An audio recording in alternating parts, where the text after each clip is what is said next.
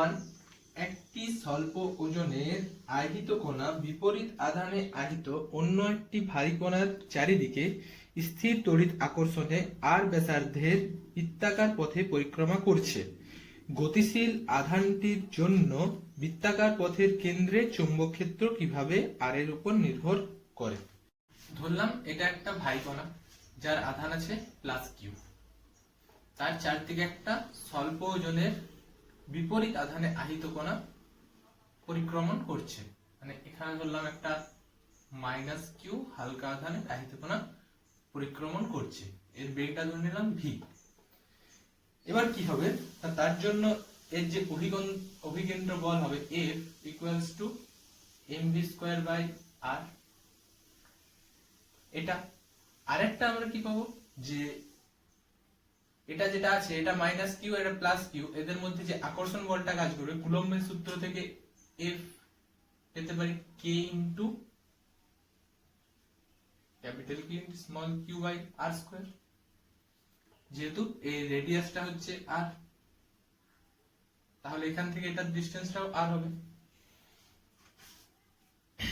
এবার এই দুটো সমান হবে, তার আগে আমরা জানি যে ওমেগা সমান v/r। ভিটা যেখানে ভেলোসিটি আর ওমেগাটা হচ্ছে অ্যাঙ্গুলার ভেলোসিটি, মানে ভিটা বেগ আর ওমেগাটা কৌণিক বেগ। তাহলে এখান থেকে আমি পেতে পারি যে m ওমেগা² r। এই দুটো সমান করে কি পাবো,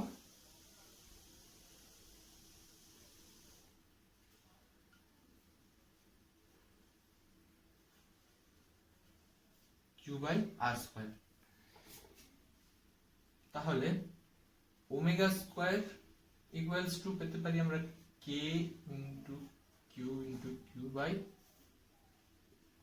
q/m r³। তাহলে omega proportional to 1/r⁵/2। Cube আছে এখানে, স্কয়ারটার জন্য এটা 3/2 বললাম, ওমেগা প্রপোর্শনাল টু 3/2। এবার কি এখানে আমাকে কি বার করতে বলেছে, যে চৌম্বক কেন্দ্রবিন্দুতে যেটা চৌম্বক ক্ষেত্র এটা B। তো অ্যাম্পিয়ারের পরিক্রমণ নীতি অনুযায়ী আমরা জানি close integration B.dl = μ0I। dl টার ইন্টিগ্রেশন ক্লোজ মানে পুরো পাথটা 2πr।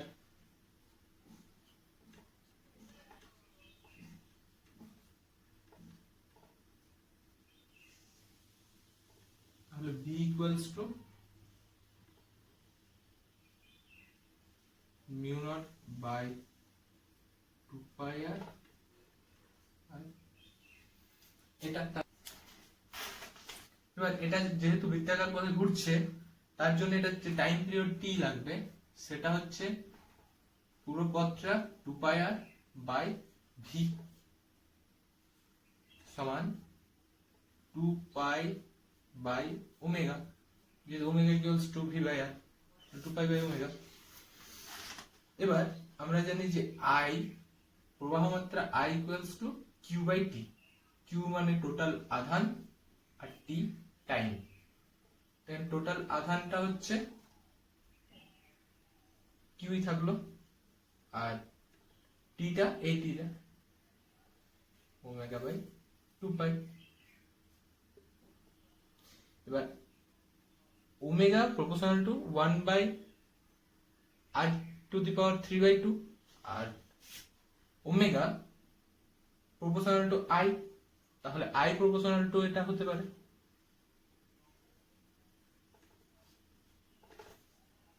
I proportional to 1/r⁵/2।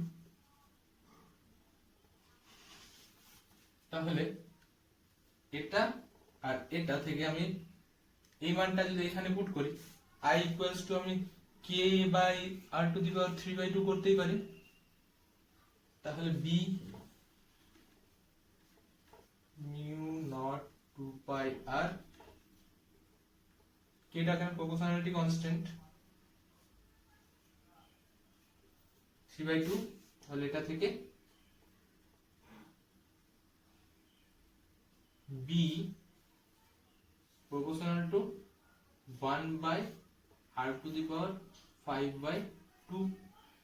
R r⁵ এই দুটো একসাথে করলে r⁵ তাহলে এটা হচ্ছে আমাদের final answer. Question number 2, 100 ohm, 200 ohm, 300 ohm ও 400 ওহম মানে চারটি রোধ শ্রেণী সমবায়ে যুক্ত করে একটি বর্গের আকার দেওয়া হলো।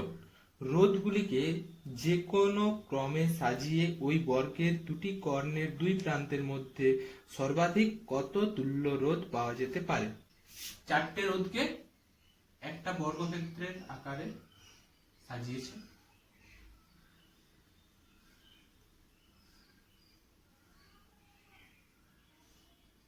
এবার বলেছে যে এই বর্গক্ষেত্রটার কর্ণের প্রান্ত, মানে এটা একটা কর্ণ, এটা কর্ণ, তো কর্ণের প্রান্তে ম্যাক্সিমাম সর্বাধিক রোধ কত হতে পারে। R1, R2, R3, R4 এটা ধরলাম চারটে রোধ, ম্যাক্সিমাম বার করতে হবে। তো আমরা কি জানি যে এই দুটো এখানে শ্রেণীতে আছে আর এই দুটো শ্রেণীতে আছে, তাহলে R1 প্লাস R2 আর R3 প্লাস R4 এটা হচ্ছে এই শাখাটা, এই যে শাখাটা এটা, আর এটার তুল্য রোধ। এবার কি করতে হবে যে তুল্য রোধ মানে পুরো যে বর্তনীটা তার তুল্য রোধ সর্বাধিক কি করে হবে। তো আমরা জানি দুটো যদি রোধ থাকে তাহলে তার তুল্য রোধ R ইকুয়ালস টু R1 এটা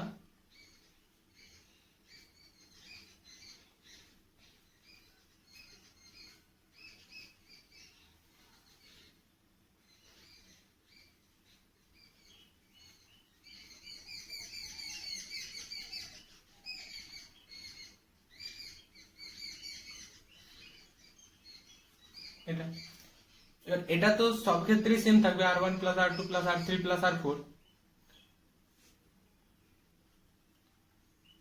কিন্তু এই এটার মানটা ভ্যারি করবে, কারণ R1 plus R2 into R3 plus R4।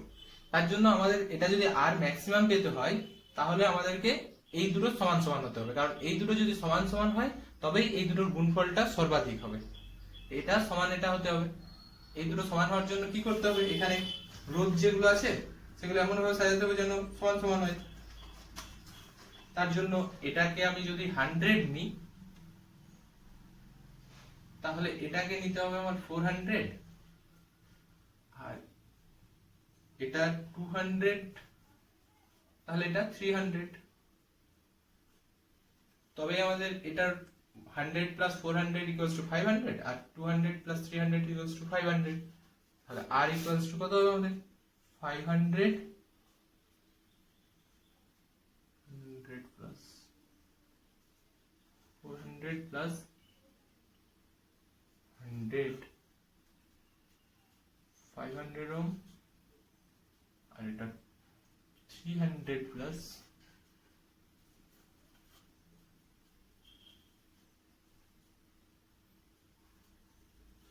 500 into 500 আর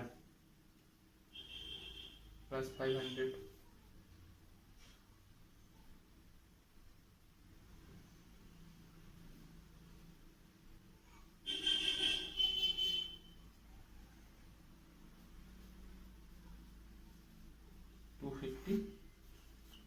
এটা হচ্ছে আমাদের অ্যান্সার 250 ওহম। চিত্রে বর্ণিত বর্তনীতে কে সুইচটিকে অন করার বহুক্ষণ পরে 200 ওহম রোধের মধ্য দিয়ে প্রবাহের মান কত হবে। এখানে বলেছে যে এই যে সুইচটা কে সুইচ, এটা যদি ধরে কে সুইচটা, এই সুইচটা যদি অন করি তাহলে আমার কি হবে, এটা দিয়ে কারেন্ট যাবে। এবার এটা করার সময় মনে রাখতে হবে যে এই যে ভোল্টেজ সোর্সটা যুক্ত করা আছে সেটা হচ্ছে ডিসি ভোল্টেজ, আর আমাদেরকে জানতে হবে যে এই ক্যাপাসিটরের মধ্যে দিয়ে সবসময় এসি কারেন্ট ফ্লো হয়, ডিসি কারেন্ট ফ্লো হয় না, মানে এসি প্রবাহ হয়, ডিসি প্রবাহ ক্যাপাসিটরের মধ্য দিয়ে হয় না। তো তার জন্য কি হবে যে এই যে কারেন্টটা যাচ্ছে এটার মধ্যে দিয়ে কারেন্ট যাবে না, এখান দিয়ে কারেন্টটা যাবে কিন্তু এটার মধ্যে দিয়ে কোনো কারেন্ট যাবে না, তাই এই কারেন্টটা পুরোটা এখানে পাস করবে। এবার এটা পাস করার পর এটার মধ্যে দিয়েও কোনো কারেন্ট যাবে না, তো এটা এখানে চলে যাবে, তারপর এটা দিয়ে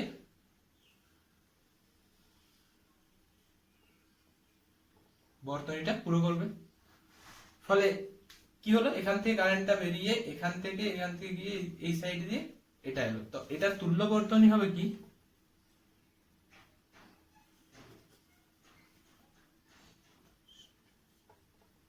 এখানে 200 ওহম রোধটা থাকবে আর এখানে 400 ওহম।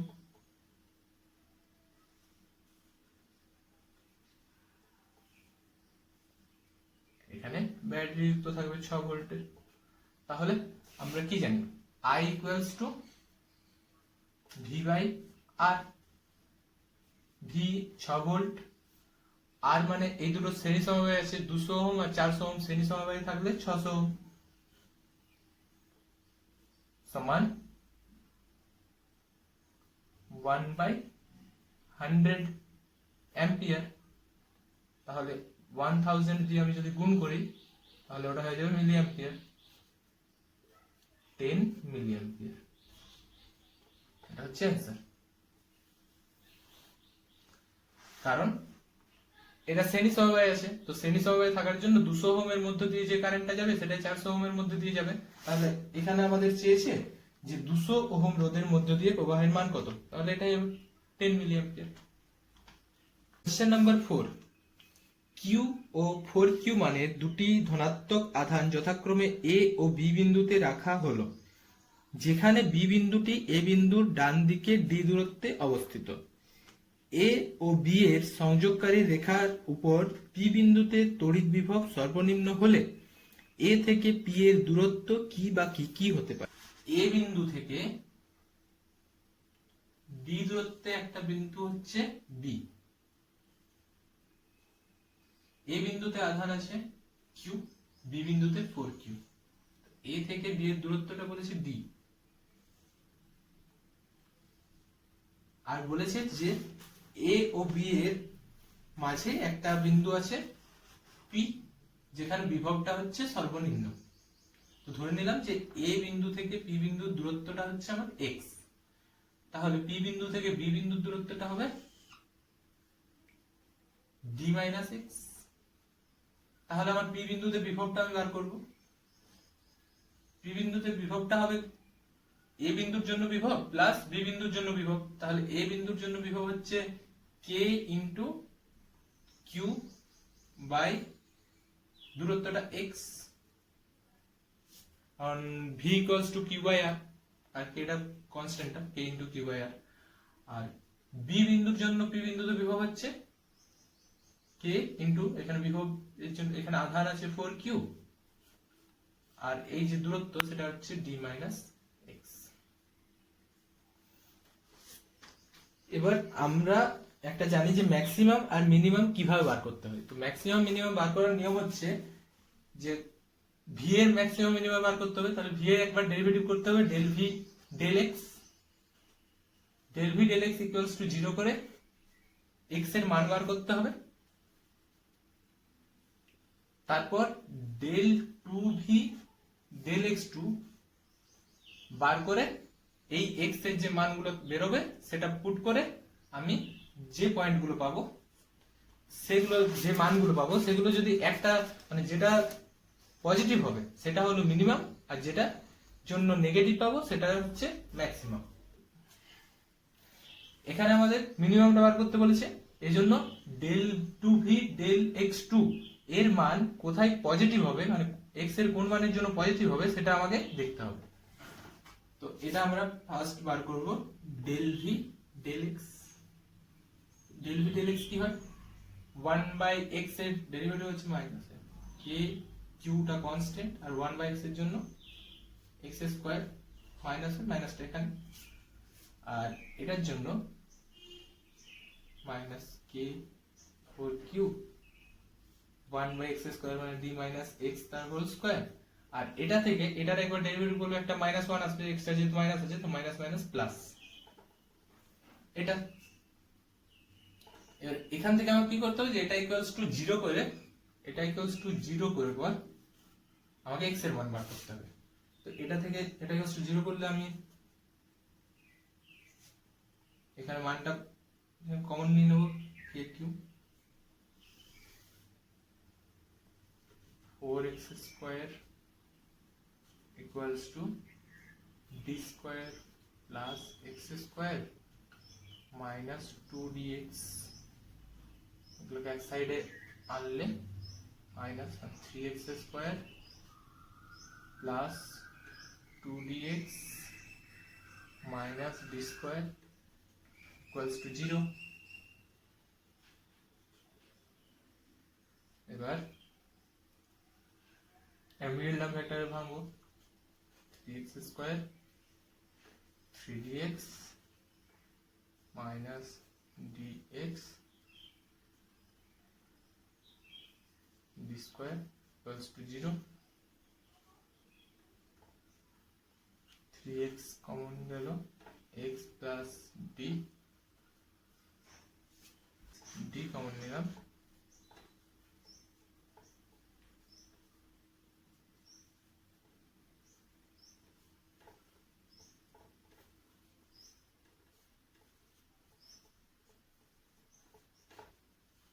এটা থেকে একটা পাবো x equals to minus d, আর এখান থেকে একটা পাবো x equals to d by 3। এবার আমাকে চেক করতে হবে কোনটার জন্য ম্যাক্সিমাম আর কোনটার জন্য মিনিমাম আসবে। তো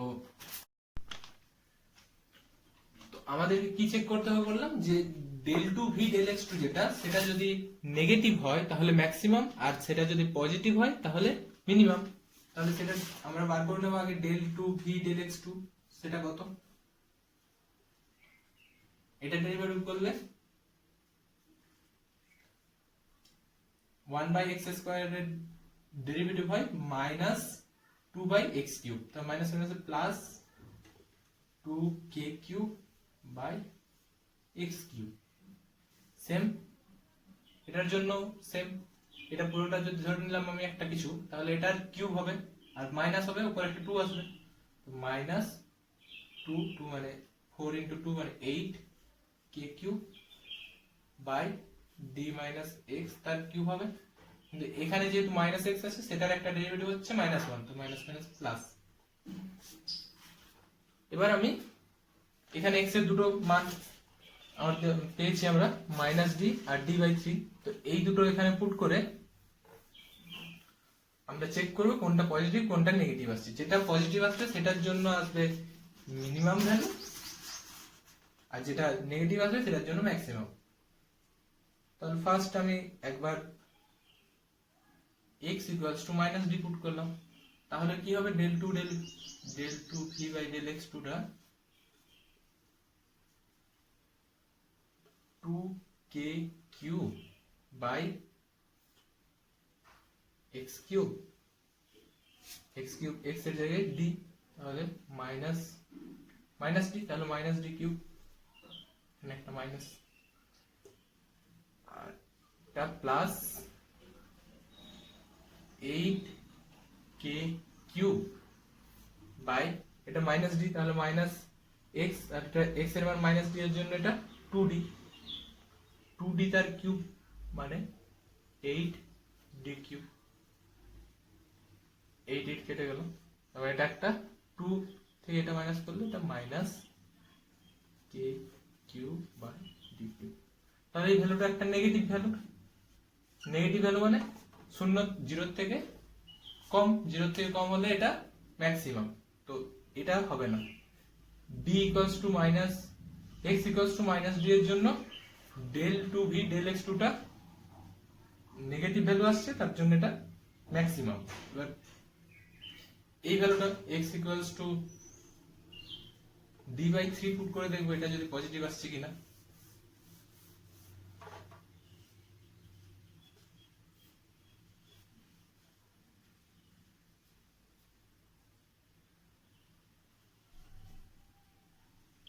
k কিউব বাই x কিউবের জায়গায় এই মানটা পুট করব, d বাই 3 তার হোল কিউব।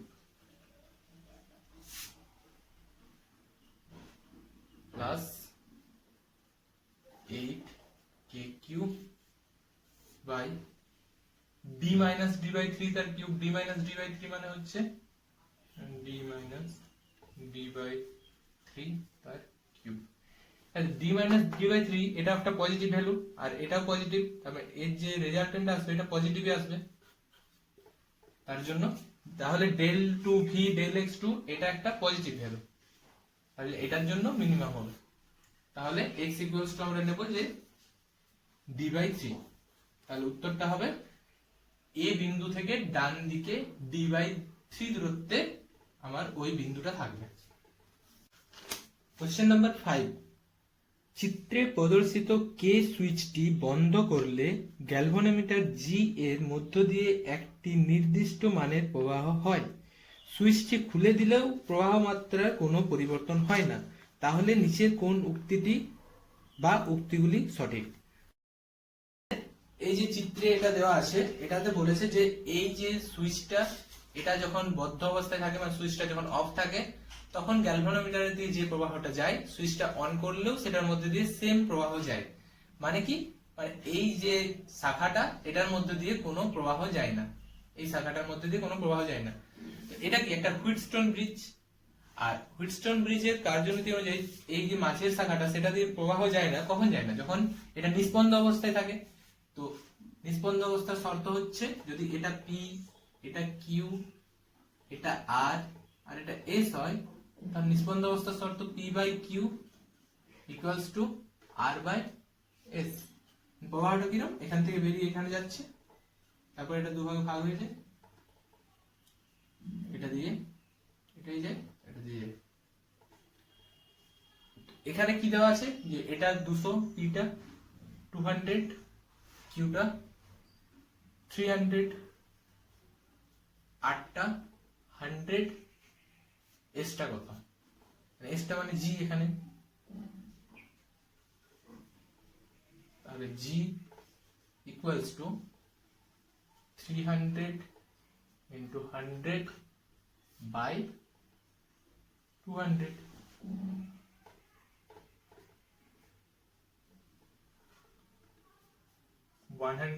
ওহম। তাহলে গ্যালভানোমিটারের রোধটা আমি পেয়ে গেলাম 150 ওহম। তাহলে গ্যালভানোমিটারের রোধ অসীম, এটা ভুল। এখানে একটা কারেক্ট হলো ডি। এবার এখানে অনেকগুলো অ্যান্সার কারেক্ট হতে পারে, পরেরটা চেক করব। গ্যালভানোমিটারের মধ্য দিয়ে প্রবাহ মাত্রা 40 অ্যাম্পিয়ার, তো এটা হবে কিনা। গ্যালভানোমিটারটা এখানে আছে, এটা একটা লুপ গঠন করছে এখানে, এই লুপটা এখান দিয়ে এই লুপটা,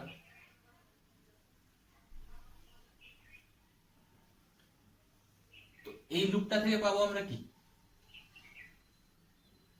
কারশফের সূত্র দিয়েও আমি করতে পারি যে এই লুপটা থেকে কারশফের সূত্র দিয়ে পাবো যে I ইকুয়ালস টু আমি V বাই R, V মানে এখানে 10 ভোল্ট আর R হচ্ছে 100 আর 150 সিরিজে আছে, তা 100 আর 150 সিরিজ থাকলে 100 plus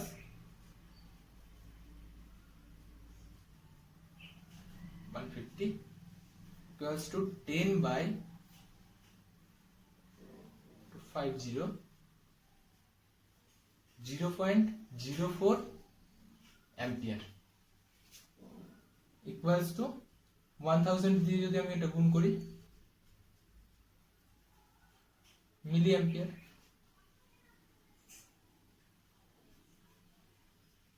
that means 40 milli ampere.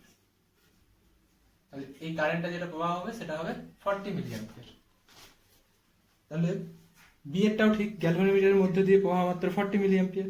আর কে সুইচটি বদ্ধ করলে 200 ও 300 রোধের মধ্যে একই প্রবাহ হয়। তো কে সুইচটি যদি বন্ধ করা হয় তাহলে কি এটার মধ্যে দিয়ে কোনো কারেন্ট তো থাকবে না, কারণ এটা নিস্পন্দ অবস্থায় আছে। প্রথমেই বলে দেওয়া হয়েছে যে সুইচটি খুলে দিলেও প্রবাহ মাত্রার কোনো পরিবর্তন হয় না, সুইচটি বন্ধ থাক খোলা থাক প্রবাহ মাত্রার কোনো পরিবর্তন হচ্ছে না। তাহলে এটার মধ্যে দিয়ে মানে যে কারেন্টটা যাচ্ছিল সেটাই যাবে এটা দিয়ে, তো একই থাকে তার জন্য। তার মানে কি হলো আমাদের যে এর অ্যান্সারটা ভুল বাকি তিনটে ঠিক, বি সি ডি।